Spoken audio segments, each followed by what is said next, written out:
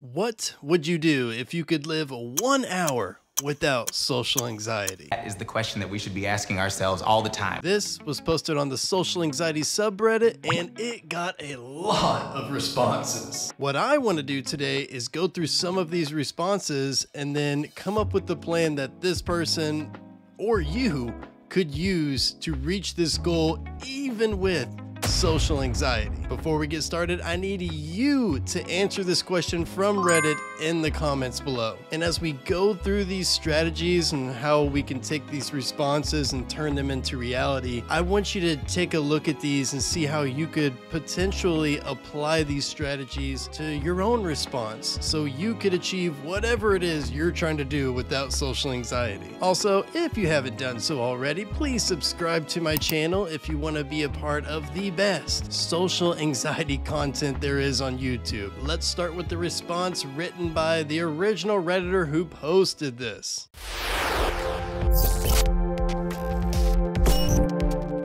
I would talk to my crush in school. I assume that this is something that social anxiety is keeping a lot of you all watching from doing, because talking to your crush and putting yourself out there is scary. Boo! Gotcha!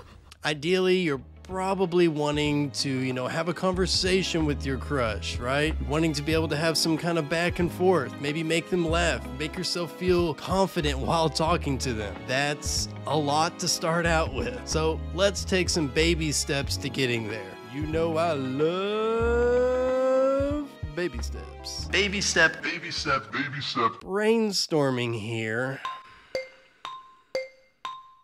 Some people may say that a good baby step for this situation would be just go up and say hi, hello, hey.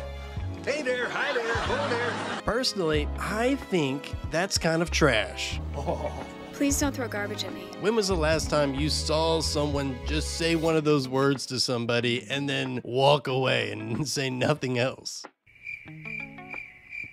Your crush is going to expect you to say more than just a one-worded greeting. So let's come up with something that's a little bit more than that, but also not a huge risk to you. Hey! Hey! Hey!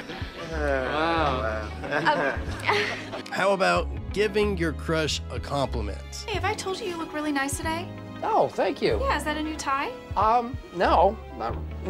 No, I got it at TJ Maxx, $4. That is amazing! I got this idea from the Drake and Josh show when I was a kid. So, see any girls you like? Yeah, and that one over there in the green sweater. Here's what you're gonna do. Go. I want you to walk up to her, give her a compliment, then just walk away. Walk away? Walk away. But how am I gonna get her Do phone? Okay. What's great about this baby step is that there is very little risk for embarrassment for you. Oh, yeah. You're just saying something nice, paying a compliment, and walking away, which is totally normal and wouldn't be seen as weird. So if Josh can do it, so can you.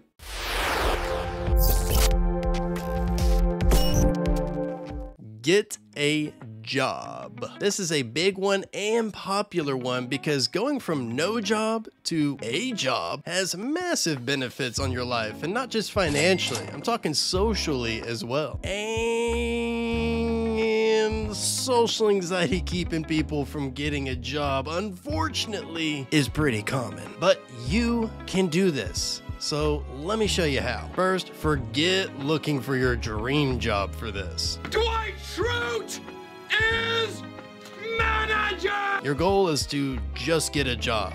You can work up from there if you want. Let's get you in a job with some social interaction, but not too much to where it's gonna put you in this overwhelming anxiety state and put you down a downward spiral. We don't want that. I made a video about a year ago that was all about the best jobs for social anxiety. Now, I don't have time to go through all of them right now, partially because I've already made that video and you can go watch it, but I will say what I think to be one of the best jobs is delivering food to people, because it's such little interaction, but it gives you enough to have some interaction. What's great is you can literally sign up for DoorDash or Grubhub and start delivering food today. You get lots of time to yourself just driving around the car from restaurant to house to restaurant to house, and only a minimal interaction with, you know, restaurant employees. For the most part, you just go and grab a bag, and if there is any interaction, it usually sounds something like this. Oh, are you here for a pickup? What's the name on that? And then you respond with the name on your phone. And since COVID struck, most of the time people just say, leave it at the door. And you know why? Because they're scared to socialize. Think about that. Like I said, I made a whole video about this, so if you want to see all the different jobs that I, you know, listed in there, just go take a look at this video.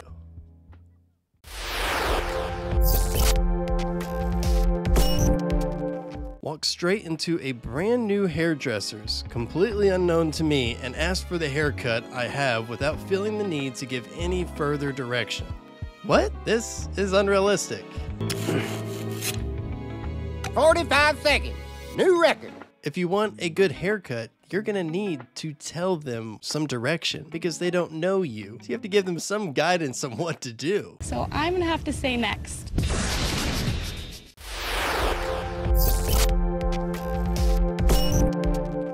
Go out alone and make a bunch of new friends. This makes me think that the goal is to, let's say, go out to a bar and then make a whole bunch of friends. And if I'm being honest, that seems pretty unlikely for that scenario. So let's simplify this to just make a new friend, one single friend. What I would suggest when it comes to trying to find a friend, you know, trying to make a friend, is to get yourself in social environments with people with the same interests, backgrounds, personality, that you know you're going into this and you're like, oh, this is full of people that, you know, that like this, or that have this kind of background, or that believe in this. For this last one, I thought we'd do something cool. So this isn't one of the responses from Reddit. What I did was I asked you all, my subscribers, your answer to this question. And I also asked some people that subscribe to my email list, who are probably also subscribers as well, and get their response. So what I want to do is I want to take one of your all's responses and kind of go through a strategy on how we can go about making this a reality. Now, all the responses I got, I thought were really good ones, but I thought this would be a really good one to go through.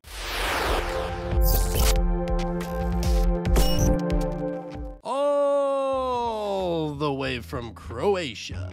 I would probably go out in my village and speak with my neighbors, as much people as I can speak with during that time of 1 hour. I like this one a lot because I think a lot of people, albeit I'll say most people, live next to their neighbors for years and years and years and don't really even talk to them or even know who they are. They're just people that live next to you, and that's kind of wild if you kind of think about it. Idly-ho, neighborinos. So, thinking small baby steps here. Let's just shoot for a simple interaction, and then, like I've been saying, you can build up from there. And I don't mean for you to be a creep or anything. But when you see your neighbor go check their mail or take out the trash, you go check your mail or take out the trash. And when you all make eye contact, simply wave and say, Hey, how you doing? Well, maybe don't say it like that. Maybe your next interaction is a little bit more in depth and you can start to build the relationship up from there. I mentioned that thing about not being a creeper. It's okay if you do it one time, but don't check the mail or take out the trash with your neighbor every single time they do it. That may come off as creepy, so don't do that. And surely don't tell them that I told you to do that. Don't do that. Thank you all for watching. If you haven't already, please subscribe. Also, if you're wondering and thinking, wow, Kyle kind of sounds weird in this video, it's because I'm pretty sure I had COVID, maybe still have it. I don't know. I can't smell anything, and my voice sounds a little bit different than it usually does. So be it. I do look forward to the day I could smell my food again. Thank you all for watching. Peace.